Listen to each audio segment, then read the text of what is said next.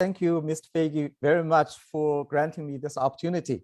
Of course, Uh, happy to do it. I heard that you have adjusted life and work to the pandemic restrictions. Do you miss travel? I do, of course I do. I think like everybody, I miss it. We were doing a lot of it before the pandemic hit, and my last one of my last big trips before the shutdown of the world was to Shanghai for one of the biggest. In 2019, we were there for one of the biggest MCU fan events I have ever, maybe the biggest MCU fan event I've ever been a part of in Shanghai. It was remarkable. I still remember that. It was huge. And did you expect so many Chinese fans for the MCU? No, it was great. You know, we were just beginning the press tour for Endgame. We were all very nervous about how the world would respond to the movie. And when it was walking out on stage with the cast in front of all of those amazing Chinese fans, that made us realize that they really liked it, and that really, you know, that movie existed in a lot of ways because the entire Infinity Saga had been such a success in China, around the world as well, that that feeling, that love, and that fanship was very special to me and all of us at Marvel Studios. I remember during that trip to Shanghai, you told Chinese Marvel fans, actually, you probably revealed it for the very first time, that there would be a Chinese superhero. Now that Shang-Chi and the Legend of the Ten Rings is about to open, can you share with us the vision that you had for this film? Well, everything we've been doing in what we call phase 4 of the MCU and everything post Endgame is about telling new stories and introducing many new heroes. And that's what we've been doing with a number of the movies. And Shang-Chi is all about that. We're just introducing the origin story of a new Marvel hero. And that is what we're very excited for the world to see and to meet this new Marvel hero. Slightly different from the other MCU movies, this particular film about Shang-Chi has been a little fraught, because there's one particular character that has got a lot of apprehension in China, maybe even beyond China, and that is, of course, Fu Manchu. And it is widely agreed that this particular character is a symbol of racism and also anti-Chinese sentiments. So how does the new movie handle this character and the offensive legacy that it represents? Well, you know, that is just one of the truths about the early comic books, that Fu Manchu was a part of that story in the early comics. Fu Manchu is not a Marvel character. Fu Manchu is not a character we own or would ever want to own, and that was changed in the comics many years ago, and we never had any intention of doing that in this movie. Fu Manchu is not in this movie in any way, shape, or form, and it is I think important for people to know that and understand that, and when they see the movie, that certainly that'll be the proof. But that is such an offensive figure, and was never anything that we had any interest in doing. We want heroes that look like all of our fans around the world, and heroes that our fans can look up to and feel that wish fulfillment to want to be a part of. And it's about inviting people into our world, not keeping people out of it or keeping people separate from it. So definitively, Fu Manchu is not in this movie, is not Shang-Chi's father, has not been for decades, and again, is not even a Marvel character. Who is Shang-Chi's father in this particular movie?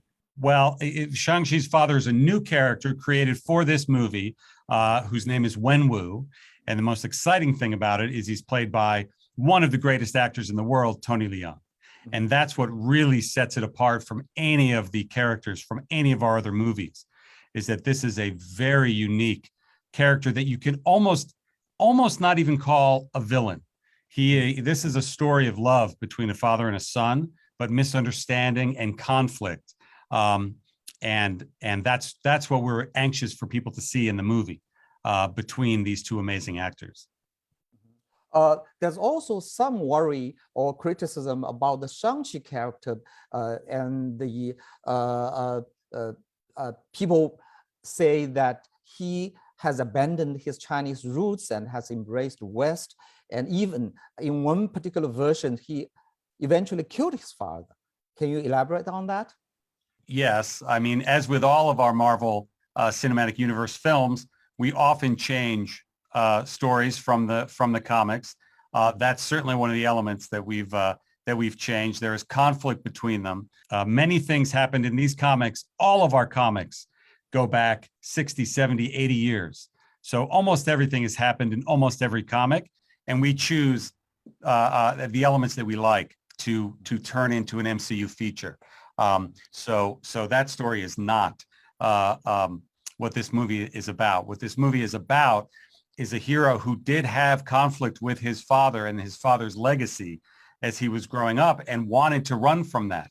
The movie is about him returning to it and learning the deeper truths about what happened when he was a child and who his father really is.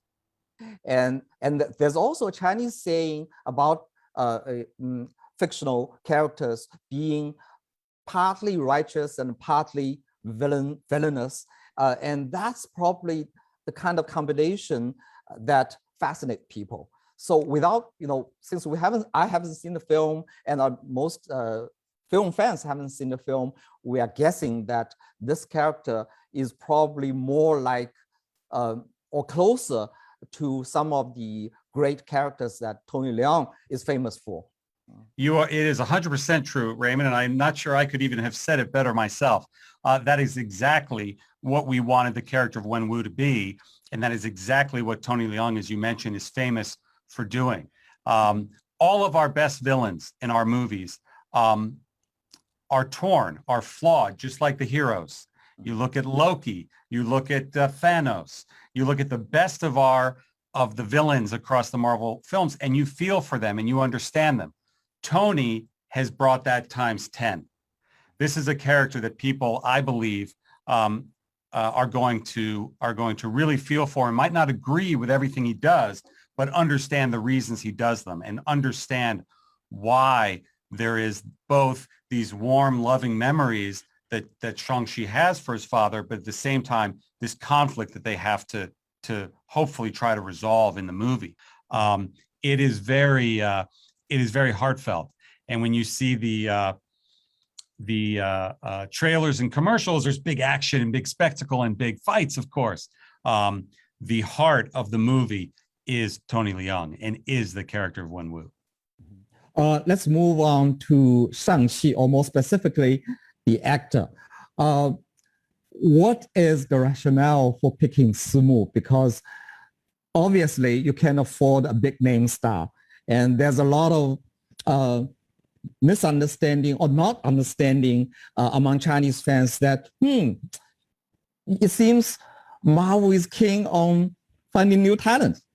Well, that's absolutely right. And if you look at many of our origin stories, more than half of our origin characters were lesser known or unknown actors. I mentioned Loki earlier. Tom Hiddleston, one of the foundations of the MCU today, was a total and complete unknown. Chris Hemsworth, Thor, was a complete unknown. Chris Evans had been in some movies, but was not necessarily known as a marquee hero. And of course, Robert Downey Jr. was a known actor, but not for this kind of heroism. And when we first announced many years ago that we had cast Robert Downey Jr., social media didn't quite exist back then, but it was very beginning of it, and it was not positive. There were a lot of questions as to why we had done that. And I'll say the same thing now that I said then, which is see the movie. Wait until people see the movie and see this character come to life. Simu really was able to embody the heroism, the flaws, all of the relatability that all of the best of our Tom Holland, who plays Spider-Man for us, was essentially an unknown. And Spider-Man is probably the most famous character we have. So it really is about finding the best person for the part and allowing them to become the character, and letting the movie and effort and all the hard work that the performer does be the proof, and not just the announcement or the Google search when somebody learns their name. All Marvel films have great fighting sequences. And this one, because it's mostly Asian and it's set in Asia, I heard there's a lot of influence from Hong Kong cinema of the 1980s and 90s. Is that true? Is that fair to say? I think redefined and revolutionized fight choreography. And you'd seen a lot of that obviously spill into all action films. Frankly, it was fun on this one to focus it in sort of the purity of both the kung fu and the martial arts itself, with that heightened Marvel action that comes with having additional powers, which Wenwu does have, and which Shang-Chi also gets, which is that's where the Marvel aspect comes into it. And we had a spectacular stunt team, many of whom originated from the Jackie Chan stunt team. And I'm very proud of the work that they've done in this movie, and I'm excited for fans of all genres of films to see it. Any particular source of inspiration that you can divulge here without spoiling the plot? Well, I think people will see, as with all of our movies, setting out to make the best story. All of our films are inspired by, we're all lovers of film at Marvel Studios. We're all fans of movies. So all of it, every movie we've made has influences from other films and genres. I think in this, you'll definitely see, certain elements of the great Ang Lee, of the great Zhang Yimou. The incredible work that they've done over the years has influenced us, in addition to, as you say, the stunt work of the Jackie Chan stunt team and the Hong Kong cinema of the 80s and 90s. We all know that Marvel is determined to be inclusive. We see different races with different stories, different narratives. Why you expand this universe? What is your vision for the future, and how is your experience so far? That Marvel heroes can come from anywhere and can be anybody. Mm-hmm. And that really is what all of our films are about today. And that's, again, why Shang-Chi becoming a part of the pantheon of Marvel heroes is so exciting, because of his specific story that you'll see unfold in this movie, and how he's overcome his own flaws and his own sense. That sense of running away that you asked me earlier, that is presented as one of his flaws.